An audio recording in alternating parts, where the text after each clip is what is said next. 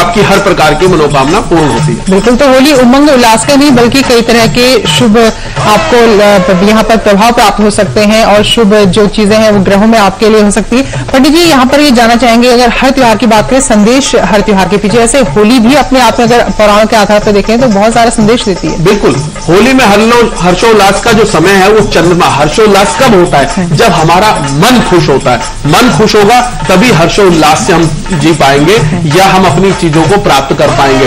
ऐसे में मन हमारा हर्षोल्लास से प्रफुल्लित नहीं है तो आप कैसे उस उमंग का, कैसे उस त्योहार को मना पाएंगे? इसीलिए किसी भी व्रत और त्योहार में, विशेष रूप से सभी व्रत और त्योहार में सूर्य और चंद्रमा का मिलन से ही वो व्रत और त्योहार बनता है। जिस दिन पूर्णिमा होती है, सूर्य और चंद्रमा उसके आमने सामने होते हैं। सूर्य जैसे आज मीन राशि में है तो चंद्रमा, यानी कि जब पूर्णिमा होगी तो चंद्रमा उसके बिल्कुल सामने यानी कि कन्या राशि में आ जाएंगे जब पूर्णिमा होगी। तो यानी कि आत्मा और मन के ऊपर इतना ज्यादा ऊर्जा का प्रभाव होगा जिससे कि हम अपने सब क्रिया या सब आसपास के वातावरण को हम खुशमय बना लेंगे। हर्षोल्लास हमारे अंदर पैदा हो जाएगा क्योंकि एनर्जी के प्लेनेट, ताकत के प्लेनेट सूर्य कहे गए हैं और मन के ग्रह चंद्रमा कहे गए। बिल्कुल पंडित जी, होलिका दहन की बात करते हैं, वो केवल एक होलिका दहन केवल दहन करना नहीं है लकड़ियों का, बल्कि इसमें अधर्म में धर्म के किस तरह से जीत प्राप्त करता है उसका भी एक संदेश देती है। तो जब होलिका दहन करेंगे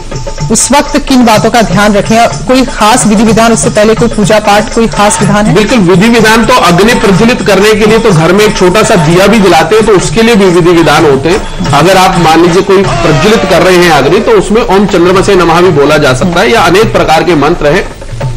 तो सबसे पहले तो यह ध्यान रखना चाहिए, जब आप अग्नि प्रज्वलित करते हैं और खास तौर से होलिका की अग्नि प्रज्वलित करते हैं तो पूरे नियम से करना चाहिए। आजकल लोगों में लोकाचार में मिट्टी का तेल या पेट्रोल डाल के आग लगा दी जाती है जो कि सबसे अशुभ स्थिति है, या वहीं पे खड़े खड़े कुछ खाना शुरू कर देते हैं, ऐसा नहीं है। उस ऊर्जा शक्ति, अग्नि अपने आप में देवता है, जैसे भगवान सूर्य साक्षात देवता है ऐसी अग्नि अपने आप में अग्नि देवता है। तो वो अग्नि जो देवता है वो हमें कहीं ना कहीं आज के वैज्ञानिक दौर में, जो विज्ञान आज का युग मानता है, आज के लोग मानते हैं, उसमें कहीं ना कहीं हमें शक्ति देती है। क्योंकि ये जो समय है ये मौसम बदलने का भी होता है और चंद्रमा के पावर में आने से संक्रमण रोग बहुत जल्दी से फैलता है, जैसे चेचक, हैजा, इस तरह खसरा, इस तरह की बीमारियां फैलती है। वो जो कीटाणु है उन कीटाणुओं से भी रक्षा, जब जगह जगह अग्नि जलनी शुरू हो जाती है वो अपने आप स्वतः ही नष्ट हो जाते हैं और हमारी रक्षा होती है। बिल्कुल, तो हर त्योहार के पीछे अपना वैज्ञानिक आधार भी है और जो पौराणिक गाथाएं या पौराणिक आधार है वो तो है ही। तो इन 8 दिनों में क्या कुछ करें क्या ना करें, पंडित जी और विस्तार से आपसे जानेंगे, क्योंकि होली की तैयारी तो कर ही रहे हैं लेकिन उसमें अगर इन बातों का ख्याल रखें तो वाकई में शुभ होगी होली। एक छोटा सा ब्रेक ले रहे हैं, ब्रेक के बाद चल लौटेंगे।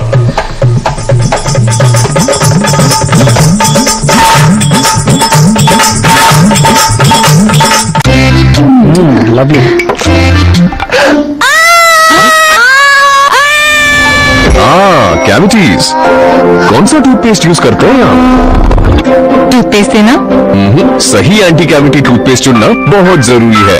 इसीलिए कोलगेट, इसका कैल्शियम और एक्टिव मिनरल्स फॉर्मूला दांतों के बीच पहुंचे और कैविटीज को रखे दूर। तो अब नो कैविटीज, ओनली कोलगेट। सही choice, Colgate number 1 anti cavity toothpaste. मुझे नहीं पता ना किस कैसे करते हैं। बेटा किस की नहीं होती कोई classes, it's just a hit with the masses. ये वो चुंबकीय पदार्थ है जिसकी चिपचिपाहट से बग बग बन और दिल की धड़कन स्टार्ट हो जाती है। से पप्पी लव छोड़, दे दे पप्पी। आप अपने चेहरे पर कील मुहासों के दाग, धब्बों, झाइयों से परेशान हैं? तो इनसे छुटकारा पाने का एकमात्र समाधान मेलाज स्किन क्रीम, एली फार्मास्यूटिकल्स द्वारा निर्मित।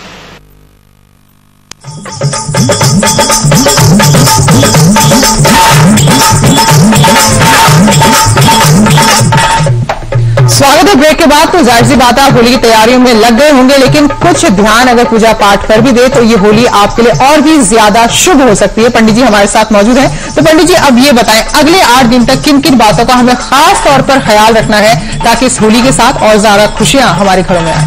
देखिए, सबसे पहले तो मन पर काबू रखना है।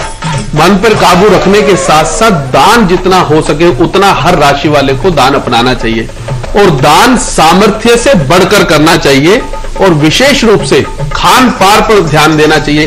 खाना पीना विशेष रूप से ठीक होना चाहिए और इसके साथ साथ अगर हो सके तो जो भी कुल देवता कुल देवी हैं उसके साथ साथ सूर्य और चंद्रमा की यानी कि पूजा पाठ में विशेष रूप से ध्यान लगाना चाहिए। जितना पूजा पाठ में ध्यान लगाएंगे ये 8 दिन उतने ही शुभ हो जाएंगे। जैसा कि शास्त्रों में या आपने लोकाचार में भी देखा होगा, इन 8 दिन में तंत्र टोना टोटका ऊपरी हवा का बहुत ज्यादा जोर हम लोग लोकाचार में सुनते हैं। उसका अर्थ भी इसी से है कि क्योंकि ऊर्जा के प्लेनेट सूर्य कमजोर होते हैं और मन के ग्रह चंद्रमा ताकत में होते हैं, तो इससे जल्दी से मन के ऊपर जो भी पूजा की जाए उसका प्रभाव जल्दी या तंत्र किया जाए उसका जल्दी प्रभाव आ जाता है। अब आपको करना क्या नहीं है, क्या ना करें, इसका भी विशेष रूप से ध्यान रखना है। किसी को अपशब्द ना कहें, मन पर काबू का भी वही मतलब है। अपशब्द नहीं करेंगे, मन के ऊपर कंट्रोल करेंगे तो निश्चित रूप से आप इन 8 दिनों से कष्टों से बच पाएंगे। और तामसिक चीजों का परहेज करें।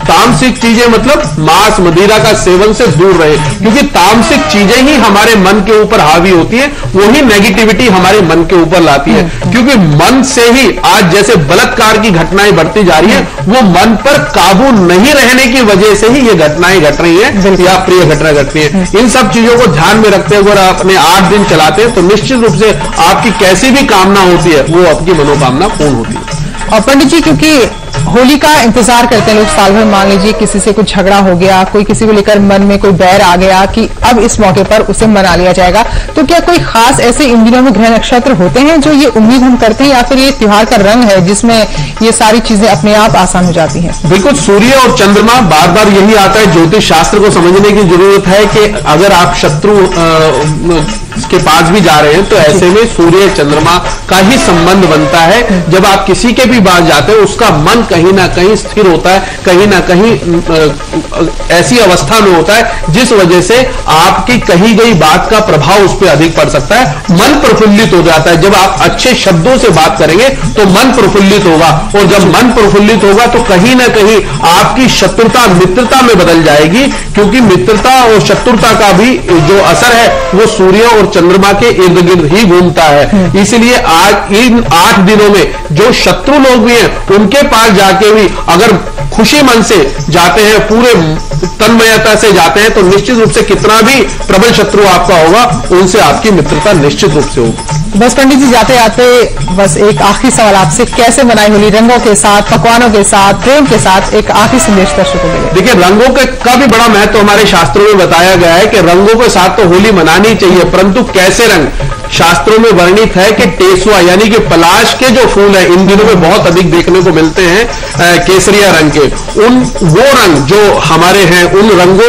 उस फूलों के द्वारा जो रंग बनाया जाता है उनसे अगर आप होली खेलते हैं तो कहीं ना कहीं वो कलर हमारे जीवन पे बहुत अधिक प्रभाव डालते हैं, क्योंकि इसमें भी जितने भी ग्रह हैं उन सबके पीछे अलग अलग रंगों का विधान है। जिस रंग की कमी हमारे शरीर में होती है वही पत्थर ज्योतिषी महाराज आपको बताते हैं। तो ऐसे में जितना रंगों का इस्तेमाल करेंगे, परंतु शुद्ध रंगों का इस्तेमाल करेंगे, तो निश्चित रूप से आपके रंगों के त्योहार से आपका दिन दुगनी रात चौगुनी तरक्की होगी और आपकी हर प्रकार की मनोकामना पूर्ण होगी। चलिए पंडित जी, बहुत बहुत धन्यवाद, आपने महाराष्ट्र के बारे में इतनी जानकारी दी। होली वाकई में शुभ कैसे हो, कैसे और ज्यादा इस त्योहार को अच्छा बना सकते हैं, आपने बताया। बहुत बहुत धन्यवाद। धन्यवाद।